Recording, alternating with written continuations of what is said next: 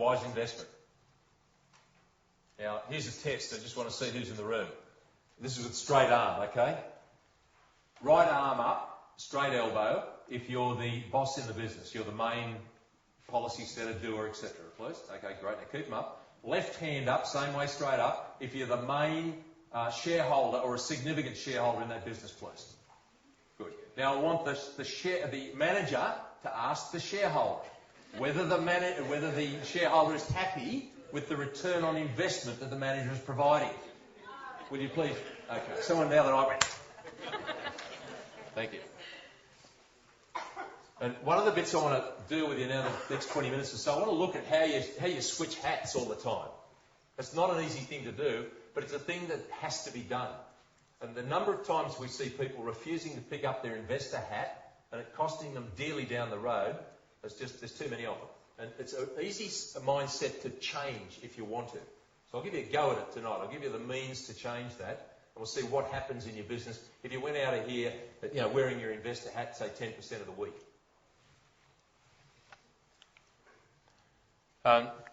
You can ask yourself what your challenge there is. You can all silently put your hands up in your head. Those who think they've got challenge number 1, put their hands up. Those who think they've got challenge number 2, put their hands up. Hands up if you've got challenge number 3. Then you put your hands up if you've got all the challenges. All right, so we'll have a look at all of them. And the goal with all of those is really to find the balance for all 3 and to constantly outdo yourself. Now, what I'm going to ask you to do is turn to page 10 of the workbook, please. By the way, everything I've covered up to here is covered in detail up to that point. And the interesting exercise here is I want you to work out for yourself how much time you spend in your business as the leader in the business, right? True leadership activities. How much time you spend as the investor and how much time you spend as the manager. And I don't expect anyone in the room to have a total that comes to 100.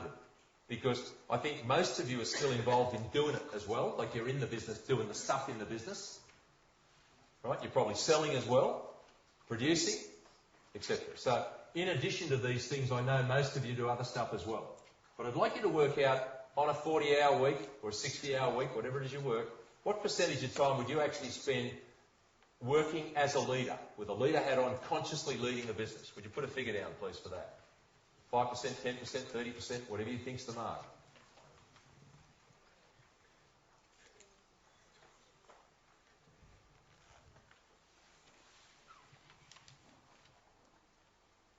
Okay, how much time do you spend as the manager, managing the resources, the people in the business? As manager, not doing it. It's fine to lead by example, but this is actually managing people and resources. And then, of the time that you spend, how much time do you actually spend as an investor looking at the resources being used in the business and what sort of return you're getting on those and whether or not you should be putting your resources elsewhere, somewhere else, or somewhere else in the business or even somewhere outside it.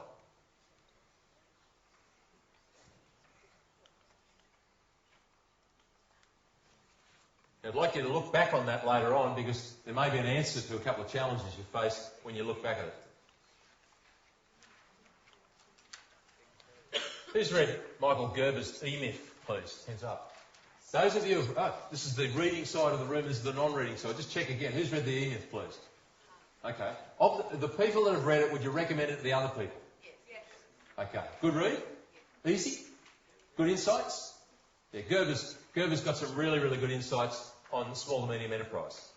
And one of my favourite phrases from what he said, most small business operators are technicians who've suffered an entrepreneurial seizure. Or put another way, a lot of people in business are managers by accident because they're good at something and a business sort of grew around them. A classic case of this about 5 or 6 years ago, I was talking to a plumber in Lithgow. Now, this was a $23 million a year plumber. And I sat in his office and it was an absolute pigsty. Outside was a warehouse to rival Bunnings. And if you knew me, you'd know how impressed I was with that, right? It was just absolutely fantastic. Everything you can imagine in plumbing, the lot. A row of vans and cars, beautifully done up, sign written, the lot, people in uniforms, etc. Obviously doing massive, massive amounts of work. $23 million a year, profit that year, $34,000. So this guy was a plumbing genius and a financial idiot. Well, not an idiot. He just had an absolute blind spot. And the reason for that was he came into the management seat through the School of Hard Knocks. Right? Who's been there? Expensive lessons? Slow? Okay, so he's come in through that. And when you come into the management role through that door, you don't come past a whole lot of knowledge that can be really handy. That's not a reflection on your intelligence. That's purely and simply a reflection on what you read on the way or what you learned on the way. And what we find is that a lot of people in business think there's something wrong with them. I should know this stuff. So we're going to have a little look around that area. The first thing I'd like to do is have a look at some leadership myths with you. We'll just test you on this. Is good leadership a matter of common sense? I love these questions because they're half true. People sit there, sort of, no.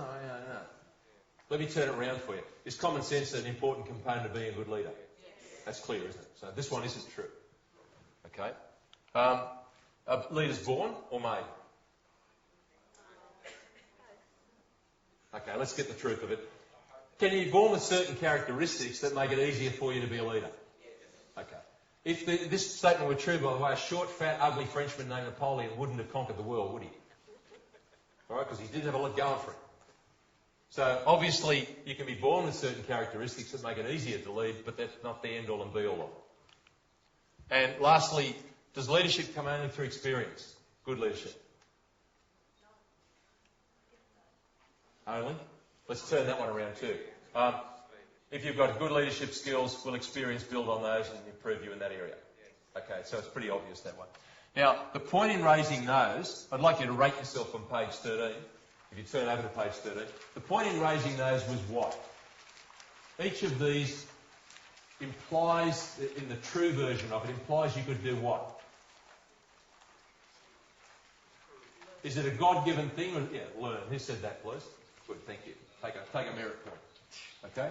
If it's a skill, you can learn it, can't you? All right, so anyone here that goes, I'm not that good at that, then there's an old saying, if you spend 5 years at something, you'll be a world expert at it. And part of the courses that the department runs, there's one person here tonight who's just telling me he's a mentor. So one of the things you can do is mentoring for growth. You can go and see the department, sit down with someone who's got good broad business knowledge, no agenda, and they'll listen to your ideas and act as a sounding board with you and give you some insights into their experience and so on. All for, what, princely sum of about $22 or something, isn't it? Free of the mentoring program, is it? Yeah, okay. Yeah, the really expensive courses are around $22. So if the resource is there, you're crazy not to take advantage of it. On page 13, I need a book. Is there one sitting on a desk somewhere? Just grab a work. Thank you very much. Oh, you got out of the seat, didn't have to do the answers, didn't you? No, that was cunning. Righto. On page 13, we're going to test you. How good are you at communicating your vision to your staff? Now, you can have a doing it tick if I got all of your staff, lined them up and asked them what the vision for the business was, and they gave me an answer that varied 2 words or less across the lot of them. And by the way, it was the same thing you told them. So you can have a tick in doing it there. If it needs work, they sort of kind of got a rough idea what you're trying to do, maybe. And if you think they're all psychic, you get a tick in the new to me box. Or if you haven't worked out what the vision is yet. On valuing time, if you're into time management, you do a task list, you do priorities, you estimate the time required, you don't fill yourself up with work every day, you leave room for the interruptions, and you don't go home frazzled kicking yourself that you didn't get through every job, you can have a doing it. If you do half of that, you can have a sort of needs work. And if your life's a mess, you better put new to me, and we'll talk. Valuing knowledge. If you haven't read a business book this year, you don't get to go doing it. In fact, if you haven't read a business book for the last 2 years, you get new to me. Why? Because you can sit down and read something Michael Gerber charges $5,000 an hour to consult to you for. He'll give it to you for $29.95 in a book. And at the back of this resource book I've given you is a list of Peter Rowe's short reading list. And if you want to start on it, anyone wants the clue of the shortest book, get The Richest Man in Babylon and read it. The story will take you 10 minutes. Okay, you can work your way up from there. But if I if we put a pot plant out here and we watered it every day for 10 years, what would it look like at the end of 10 years? Dead. Why? What's it missing? And nutrient. Okay? Who's got a pot plant up here they started the business with some time ago and they haven't put any nutrient in there since then? And it's now root bound. Right. So the solution to that is please get some outside ideas. Right, so seek outside ideas. You can start by reading a really good book, this one. And by the way, it's free. Right, so once you've started this, then start putting yourself on that, see what you get out of it.